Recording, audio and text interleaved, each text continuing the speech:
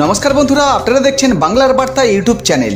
2026 সালে বিধানসভা নির্বাচনে ব্যারাকপুর বিধানসভা থেকে তৃণমূলের সম্ভাব্য প্রার্থী হতে পারে রাজ চক্রবর্তী এবং বিজেপির সম্ভাব্য প্রার্থী হতে পারে অর্জুন সিং।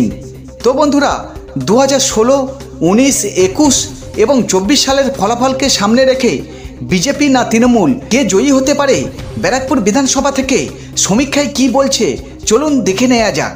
2016 সালে তৃণমূল কংগ্রেসের প্রার্থী ছিলেন শিলভদ্র দত্ত, তিনি ভোট পেয়েছিলেন 58,109। সিপিএমের প্রার্থী ছিলেন দেবাশিস ভৌমিক, তিনি ভোট পেয়েছিলেন 50,790। বিজেপির প্রার্থী ছিলেন অমিতাভ রায়, তিনি ভোট পেয়েছিলেন 19,227।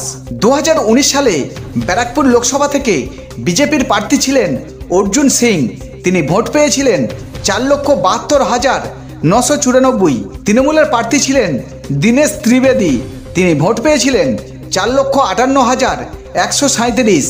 সিপিএমের প্রার্থী ছিলেন গার্গী চ্যাটার্জি, তিনি ভোট পেয়েছিলেন 1,17,456। 2019 সালে ব্যারাকপুর লোকসভা থেকে জয়ী হয়েছিলেন বিজেপির প্রার্থী অর্জুন সিং।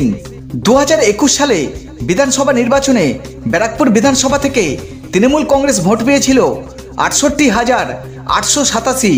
বিজেপি ভোট পেয়েছিলেন 59,665।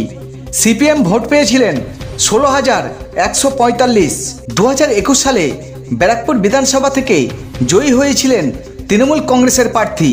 2024 সালে লোকসভা নির্বাচনে ব্যারাকপুর লোকসভা থেকে তৃণমূল ভোট পেয়েছিল 5,20,231। বিজেপি ভোট পেয়েছিল 4,55,793। সিপিএম ভোট পেয়েছিল 1,09,564। 2024 লোকসভা নির্বাচনে তৃণমূল কংগ্রেস বিজেপিকে 64,438 ভোটে পরাজিত করেছিল। তো বন্ধুরা, যদি ব্যারাকপুর বিধানসভা থেকে তৃণমূল কংগ্রেসের প্রার্থী হয় রাজ চক্রবর্তী এবং বিজেপির প্রার্থী হয় অর্জুন সিং, তাহলে বিজেপি না তৃণমূল কে জয়ী হবে অবশ্যই আপনাদের মতামত কমেন্ট বক্সে কমেন্ট করে জানাবেন।